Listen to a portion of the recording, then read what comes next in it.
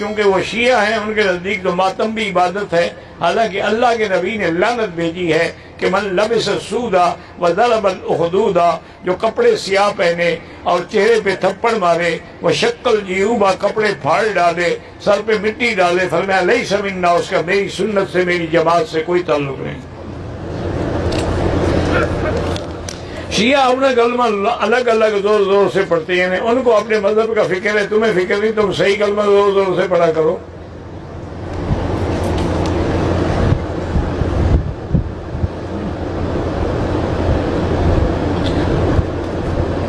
بہرحال اگر شیعہ کافر ہے تو نکاح خود بخود ہی ختم ہو گیا، کیونکہ شیعہ کی کئی قسمیں ہیں نا، یہ نہیں پتا کون ہے، دفع کرو، چھوڑو، خام خواہ اس کو تم آپ اہمیت دے رہے ہو۔ ایسے لاکھوں لوگ پیدا ہوئے، کافر بھی تو ہے نا دنیا میں، یہودی ہیں، سکھ ہیں، ہندو ہیں، تو اور صحابہ کے دشمن ہوں گے تو کیا فرق پڑے گا؟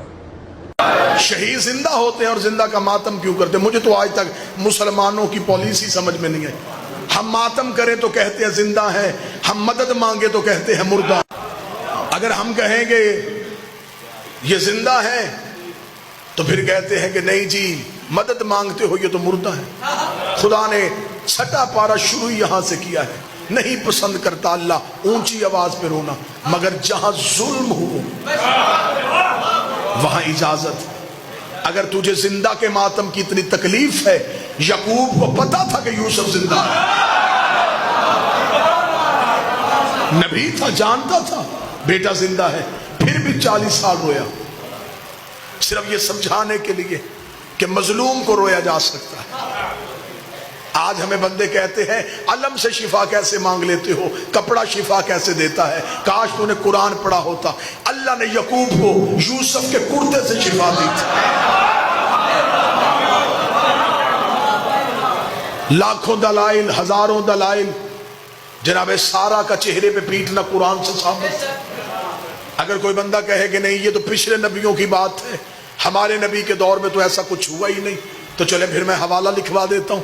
حوالہ لکھ لیجئے، مدارج النبوہ، شاہ عبدالحق محدث دہلوی کی کتاب ہے، مذہب اہل سنت کی معتبر کتاب ہے۔ اس میں لکھا ہے جب جنگ احد میں رسول کے چچا حمزہ شہید ہو گئے اور احد کے شہداء کا ماتم مدینے میں ہو رہا تھا، اب جو لفظ بالکل لکھے ہیں میں وہ لفظ پڑھوں گا تاکہ کل کو کوئی ویڈیو کیمرے میں میری ویڈیو لے کے کتاب کے ساتھ ٹیلی کرے تو وہ یہ نہ کہے یہاں لفظ اور تھے، ممبر سے اور بیان کیے گئے۔ میں وہی لفظ پڑھتا ہوں جو شاہ عبدالحق محدث دہلوی لکھا ہے۔ انہوں نے کہا جب رسول مدینہ پہنچے تو پورا مدینہ ماتم کدا تھا۔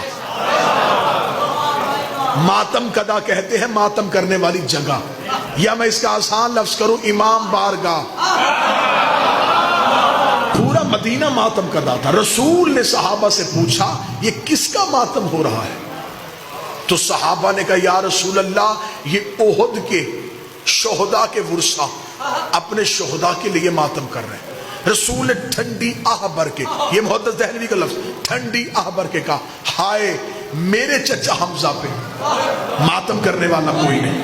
یہ کہہ کے رسول گھر گئے، انصار اپنے اپنے گھروں میں گئے، اپنی اپنی عورتوں کو بلایا، بچوں کو اکٹھا کیا اور رسول کے دروازے پہ لے کے آئے۔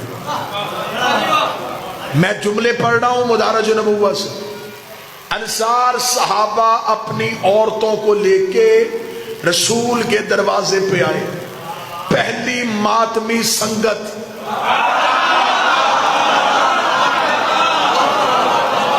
صحابہ کے گھروں سے نکلی، رسول کے دروازے پہ آگے صحابہ کی عورتوں نے اونچی آواز سے رسول کے چچا حمزہ پہ آہو فریاد کرنا شروع کی۔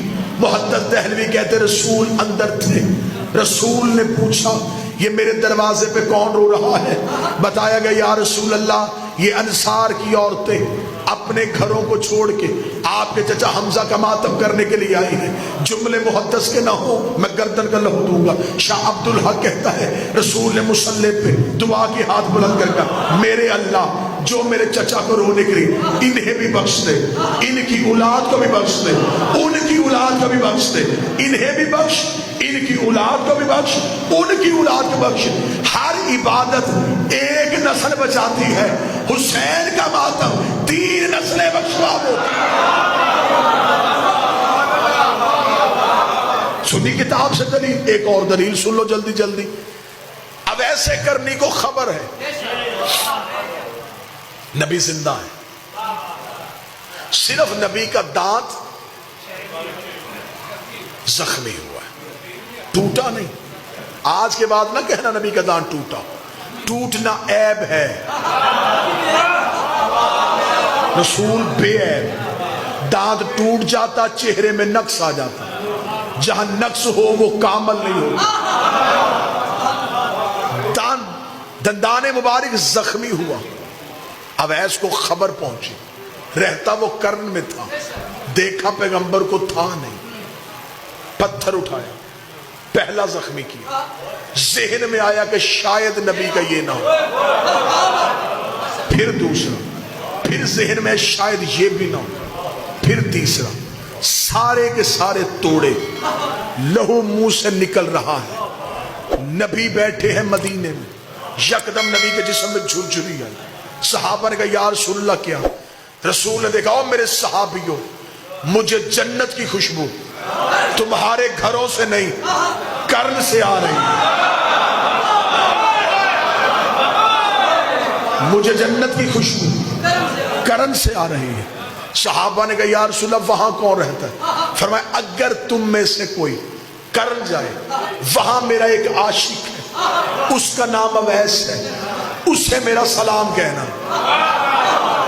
میں بات سمجھا ہی نہیں سکا. محمد وہ ہے جسے اللہ سلام کر رہا ہے، نبی وہ ہے جو اپنے عاشق اور اپنے ماتمی کو سلام کر رہا ہے. نبی نے کسی صحابی سے نہیں کہا کہ جلدی جاؤ تیز رفتار گھوڑا لے کے جاؤ اویس کو گرفتار کرو، گرفتار کر کے لاؤ، میں زندہ تھا. اس نے زندہ کی یاد میں ماتم کیوں کیا؟ نبی نے کہا اسے جا کے خوشخبری دو کہ تمہیں نبی سلام کہہ رہا ہے. چل نبی نے تو محبت میں کہہ دیا تھا، خدا ہی کہہ دیتا کہ جسم میرا تھا، میں نے تجھے امانت دی، تو نے اسے زخمی کیوں کیا؟ خدا نے بھی لاڈ کی انتہا کر دی، خدا نے بھی جنت سے کیلا فرش پہ بھیج دیا کہ اب منہ میں دانت نہیں ہے، غذا نرم چاہیے، چبا نہیں سکتا. جنت سے کیلا اویس کی محبت میں آیا.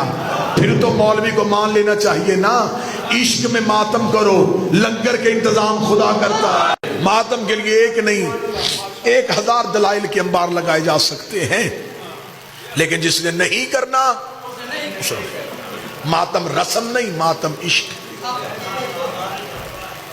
تیرا دل تڑپے کہ 2 ہاتھ سینے پہ مار، اسے ماتم کہتے ہیں.